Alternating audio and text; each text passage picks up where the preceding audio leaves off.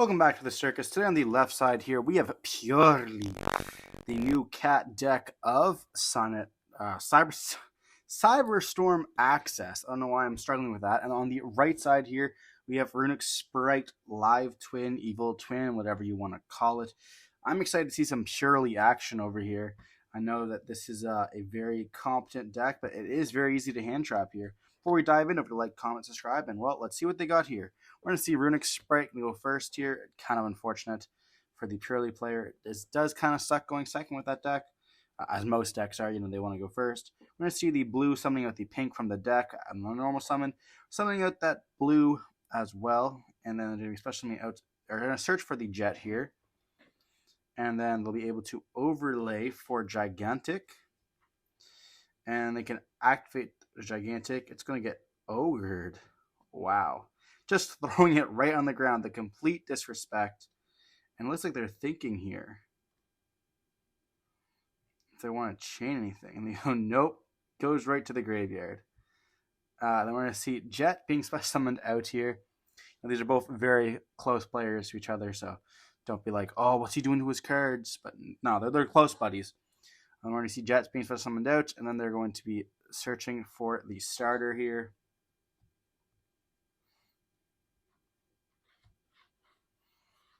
And I guess you can still go for the twin lineup here. It's not that bad. It's kind of unfortunate. We see some Runick cards in the hand as well.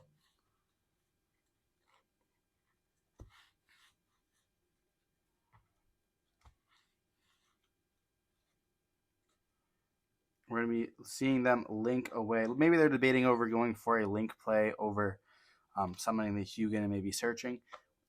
Because once the extra monster is locked, then they're kind of in luck. They're going to take a second to read the gigantic to see if they're locked or not. I don't think they even play the Trouble Sunny. They're going to see the effect of... They're going to take a second to read the effect. Okay.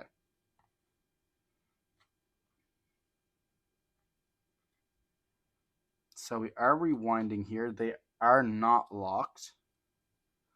So they could summon out potentially one of the... we're going to be seeing them activate the Sunny Snitch here to search for the Frost.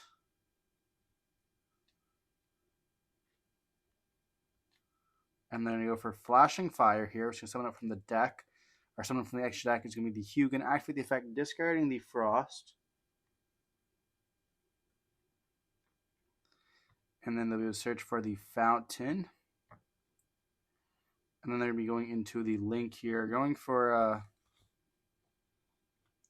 Kissy Kill. And then Kissy Kill will be able to reborn back the Leela. And they'll be able to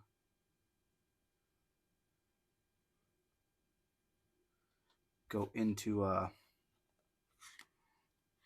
the Leela. And that's going to be able to activate the effect, summoning back the pink. And they're going to get a draw one here. Maybe trying to keep a level 2 on the field for Smashers or the starter they have in their hands as well. Getting for that red or that carrot negate. They're going to activate Smashers, throwing it down on the table. And going for that carrot, wanting to stop those Purrely spells and traps are very good, those quick plays. Activating the Runick card here, Runick Fountain. And looks like they're debating to go for the Trouble Sunny or not. They are going to be choosing to go for Trouble Sunny here, because are going for the Kitsukill once again, and just passing on that.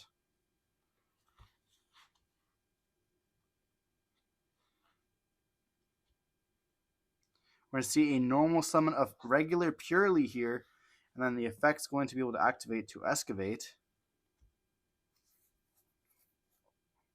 They're going to take a second to read the Purrely. 100% makes sense. You've got to read these cards once your first time playing it.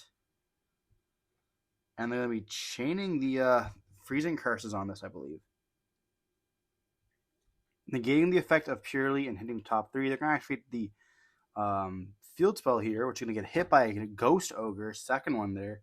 They're going to be able to activate a Purrely. I believe that is Happy Memories. I'm not too familiar with all the Purrely cards as well here. But they have 2 cards left in hand here.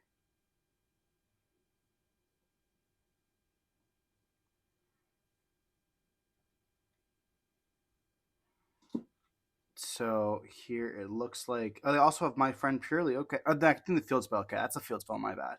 You activate the field spell. It's going to be protecting their Purrelys, and they're going to activate the my friend Purrely. They're going to activate the effect to summon back and pop, and that's going to be just scooping up right there. Moving on to game 2. As we see here, like it's a little bit difficult for the Purrely deck to actually like it's hard for Purrely to go second when you have like a board that's already like made.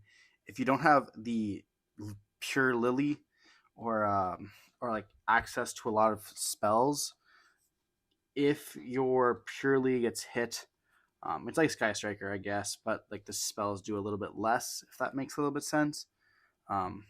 Some crazy cards, but still, it's just a little bit difficult. And you know, it is a hard format where you have to play a lot of like um, you know, going first cards, which kind of sucks.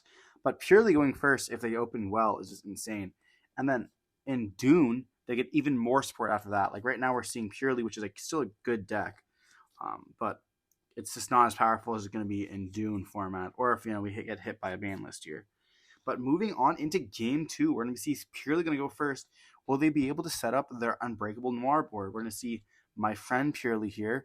I don't think we're going to have a response to this. It will go through.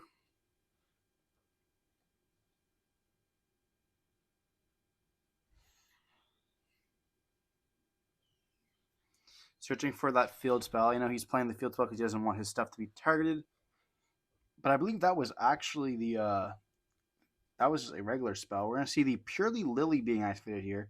I'm not sure if the field spell is a 3 of in a lot of decks. I know for Angus it is here. Then we're going to be seeing it play the field spell there. And then we're going to be activating Delicious Memories, I believe.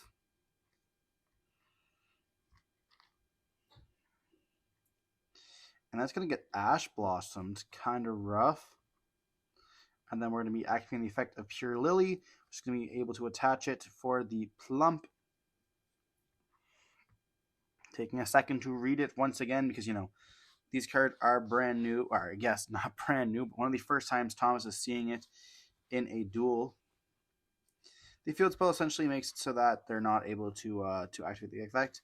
Then they're going to be attaching the Purely Sleepy Memory, one of the craziest cards in the new set, and a common as well, being able to draw during their opponent's standby phase. They're going to pass on that, and then they're able to draw, and then during the standby phase, they're going to draw as well. Because your standby phase, our standby phase. And then we're going to see them go battle phase, activate evenly matched. Kind of rough, but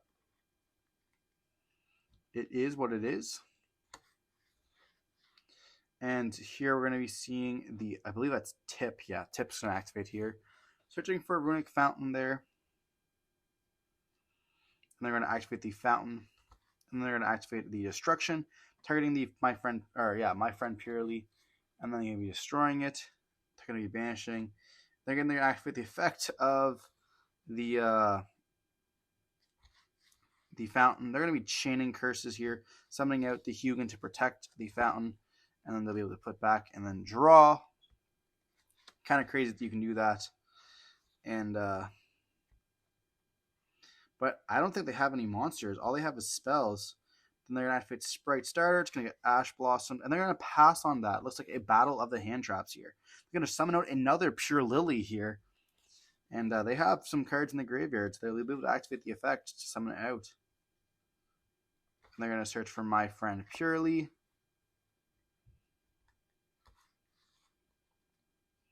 This deck is super cute. I love it. They're going to see it attempt to attach Delicious Memories to summon out the Plumpy. If I had a Purrely, it'd be a plump one. And then my friend Purrely is going to activate here, which is going to search, I think, for a quick play.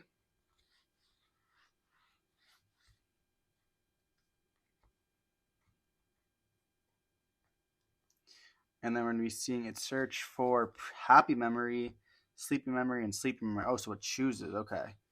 So taking a second to read. I would just hope it's not the the sleepy memory. I don't want them to draw any more cards.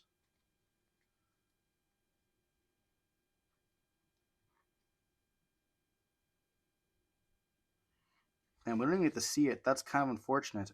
It was the sleepy memory. I mean, I guess it's a 66% chance. That's going to be summoning out the regular Purrely there, and then you can attach the sleepy to the plumpy, and discarding the snow, which we'll be able to search for the brow, which is so crazy. And then we're going to be hitting off of the Purrely, hitting the happy memory.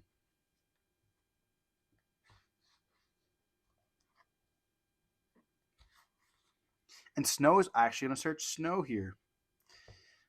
So we are seeing them playing on the snow package rather than the. I know some people are playing the Crystal Beast package because it searches for the whatever his name is, the Secret Village. Then go for Happy Memory. Actually, that one's Pretty Memory. My bad. Then it can attach itself to Plump, and we have a 4-mat Plump right now. And we're going to be seeing it go for a second Purrely. And it's not once per turn, so let's see if we're going to be hitting hitting anything here. We do miss, but we search for the brow that we're going to be adding off of the snow, which kind of sucks.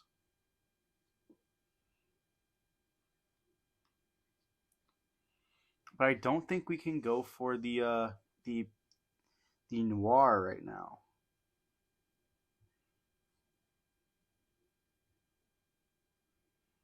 They're gonna take a second to read all the cards.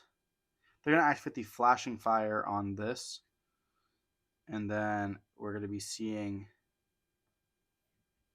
the Plump just go to the graveyard. Kind of unfortunate, and banishing the Delicious as well.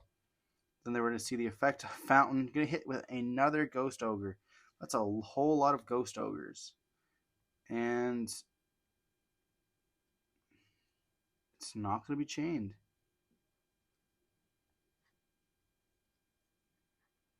Or is it going to be chained? It looks like they're debating it. We are going to be seeing the Slumber. Okay, wow.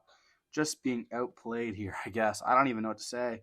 You know, banishing that Hugin to just protect itself. And they're going to be able to put back and draw.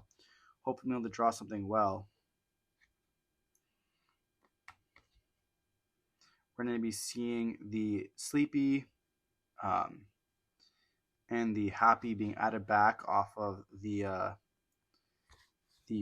My Friend Purrely, which is still fine. Like, you know, you have some resources still.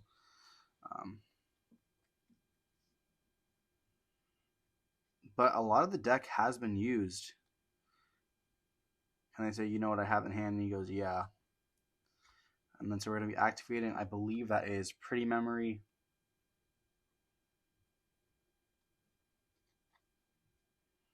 Then we can overlay for Happiness. And that's going to be hit by Freezing Curses.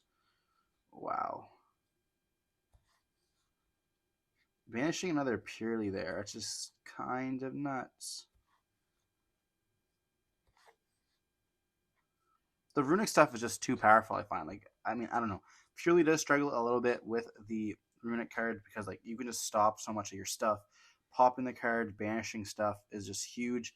They need a lot of their, like, spells in deck. And, like, hitting the continuous spell is huge. And if you just stop a Noir with your destruction before, like, you get to the chance to, like we saw with the Plump, it's pretty brutal.